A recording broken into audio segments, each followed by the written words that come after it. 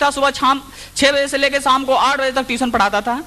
तो मुझे तो लग ही रहा था कि मैं इतना मेहनत कर सकता हूं, लेकिन ज्वाइन करने के लिए मेरे पास पैसे नहीं थे। अब मैं इस काम को करूं तो कैसे करूं, लेकिन मैंने एक रिस्क और लिया। जैसे कि मान साहब ने कहा कि आपको फैसले लेने ही पड़ेंगे, मैंने भी एक फैसला लिया। वो फैसला था, मैंने कर्ज लिया और सिक्योर लाइफ को ज्वाइन किया।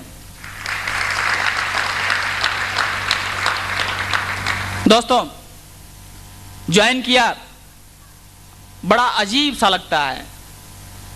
आपके साथ सीनियर भी होते हैं, जूनियर भी होते हैं, बड़ा अच्छा लगता है काम करने में। लेकिन मेरे साथ एक बहुत ही अजीब घटना घटी। मैंने जब सिक्योर लाइफ को ज्वाइन किया तो जस्ट उसके 2 दिन बाद ही जिस सीनियर ने मुझे ज्वाइन कराया था, मैं अपना डीडी खुद बनवाया था, कोरियर, उसको कोरियर भी खुद ही किया। और कोरियर करके मैं जैसे ही वापस आ रहा था, वो मेरे सीनियर मिल गए जिन्होंने मुझे इस प्लान को दिखाया था, और उन्होंने यही बोला था, मास्टर तुम तो फंस गए। मुझे तो बड़ी गुस्सा आई कि मुझे ज्वाइन भी कराया और बोल रहा है कि तुम फंस गए, और नहीं तो कह रहा है कि मुझे इस काम को नहीं करना है, तुझे करना है तो कर लेना। दिमाग में तो आया कि बहुत कुछ कह दूं, लेकिन क्यों कहूं। एक शायर के माध्यम से आपको इस बात को कहना चाहूंगा। एक शायर उनके बारे में बता सकती है। कहा गया है, क्या गिला उन हवाओं से, क्या गिला उन हवाओं से, उनके चिराग में तेल ही कम था।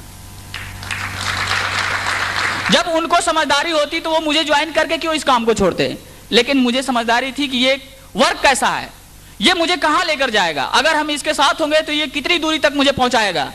मैंने उनकी परवाह नहीं करी और अपने काम को करना शुरू कर दिया। रीजन क्या था, सीनियर अगर छोड़ देगा तो ट्रेनिंग होगी नहीं होगी। मेरे साथ भी ऐसा ही हुआ।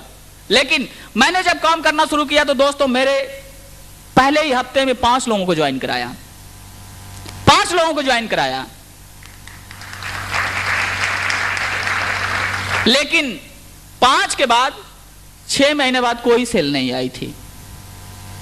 5 के बाद 6 महीने कोई सेल नहीं आई थी। सोचने पे आप मजबूर हो जाएंगे कि आखिरकार ये काम कैसे हो रहा था कि 5 सेल के बाद 6 महीने बाद कोई सेल नहीं आई। लेकिन हम दिन रात काम कर रहे थे। कोचिंग भी बंद हो चुकी थी, घर में खाने को लाले पड़ चुके थे। रीजन था, हमारे बच्चे भी थे उस समय। लेकिन हमने इस काम को छोड़ा नहीं, किया।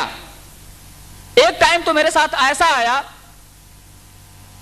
दोस्तों कि मैंने इस सिक्योर लाइफ को छोड़ने पे बिल्कुल दिमाग में बन गया कि अब इस सिक्योर लाइफ को छोड़ दूंगा। बहुत एकदम बिल्कुल फास्टली हमने डिसीजन ले लिया कि अब इस सिक्योर लाइफ को छोड़ दूंगा, क्योंकि कब तक मेरे बच्चे भूखों रहेंगे। परिवार की माली हालत थी, घर में खाने नहीं बन पाते थे समय से। लेकिन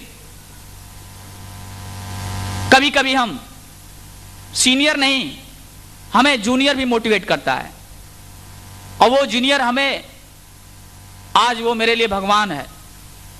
अगर वो जूनियर मुझे उस टाइम मोटिवेट नहीं किया होता तो शायद हम यहां पे नहीं होते।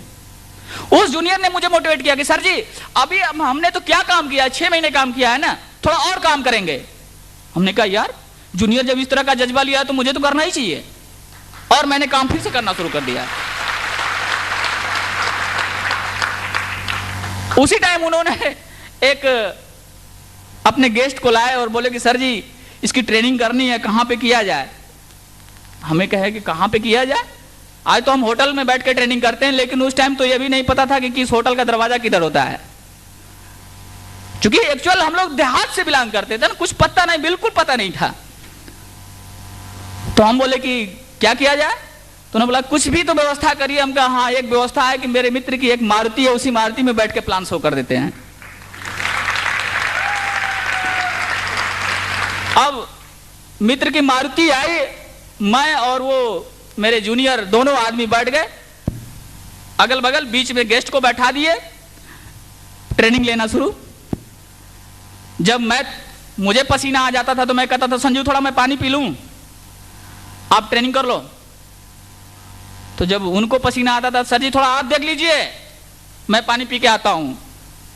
लास्ट में जब 48 लाख का फिगर उसके सामने आया तो उसका जवाब यही था, आज वो आदमी बहुत याद आता है, हमको बार बार याद आता है वो आदमी। तो दोस्तों, हमको ये मशक्कत करनी पड़ी हमने उस टाइम भी मेहनत किया। एक और कड़वा सत्य उसमें है कि हमारा जो भी काम हो रहा था, जो सारा काम हुआ वो एक लेग में ही हो रहा था। लेकिन 17 महीने तक हमने अपने खर्च को कैसे चलाया, अपने परिवार को कैसे चलाया, उस दौरान अपने बिजनेस को हम करते रहे। 17 महीने के अंदर लगभग 800 की टीम हो चुकी थी। हम उसको मैनेज भी करते थे, उसके हॉल को भी देखते थे, सब करते थे और अपने को भी मेंटेन करते थे। ये कैसे संभव था? हम अपने 3 लाख कर्ज को और बढ़ाते चले जा रहे थे। बस एक सपना दिख रहा था, एक सपना बना था जो कि नहीं, यहां से ही पूरा होगा और श्योर पूरा। लेकिन मेरे घर से ही ऐसा हुआ था। मेरा छोटा भाई है रामचंद्र, वो उस समय किराने की दुकान चलाता था। वो बोलता था कि भैया कहां जाके फंस गए हो, अपनी कोचिंग खोल लो, बड़ा बढ़िया पैसा मिलेगा, 2-3 हजार रुपए कमा ले, पहले सीखना है। हमें घर से बाधाएं आएंगी तो बाहर की बाधाओं को भी पार कर सकते हैं। दोस्तों, हमारा सफर बढ़ता रहा, बहुत सारी दिक्कतें आई। एक प्रॉब्लम मैं और आपको बता देता हूं, आया बहुत आगे बढ़ाया। उनका इतना श्रेय है कि आज मैं फिर से दोबारा एंट्री किया हूं। आज पूरे 1 वर्ष बाद मैं फिर से एक नेटवर्क में अपने आया हूं और मैं आपको पूरी आशा के साथ कहता हूं कि आज जहां भी आप मुझे बुलाना चाहें बुला सकते हैं। मैं बिल्कुल ठीक हूं, कोई प्रॉब्लम नहीं है।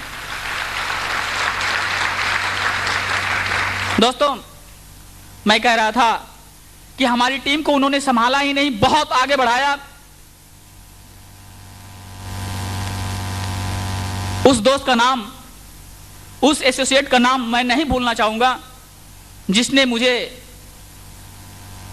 डिमोटिवेशन के समय मोटिवेट किया। उस व्यक्ति की जो खास पहचान है वो यही है कि वो चाहे किसी भी टीम का बंदा हो, वो पूरे सिक्योर लाइफ की बात को मैं कर रहा हूं, केवल अपनी ही टीम नहीं, पूरी सिक्योर लाइफ, वो चाहे उसकी पैरेलल लाइन हो, चाहे किसी की भी टीम हो, वो बंदा सबके साथ कोऑपरेट करके सिक्योर लाइफ के साथ काम करता है, चाहे वो किसी की भी टीम हो। सबसे उस व्यक्ति की खास पहचान है।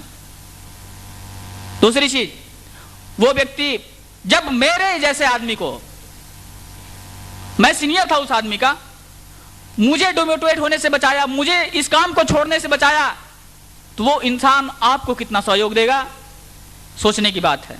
लोग कहते हैं कि सीनियर से सीखते हैं, लेकिन मैं कहता हूं यहां पे कि जूनियर से भी सीखा जा सकता है।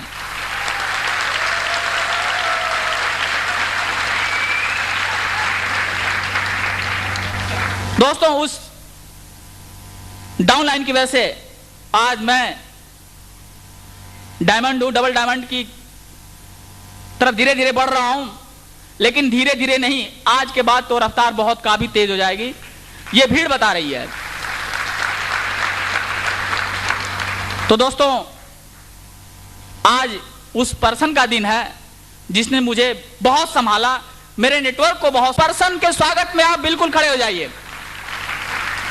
Mister Sanjeev from Ghazipur, mister Sanjeev from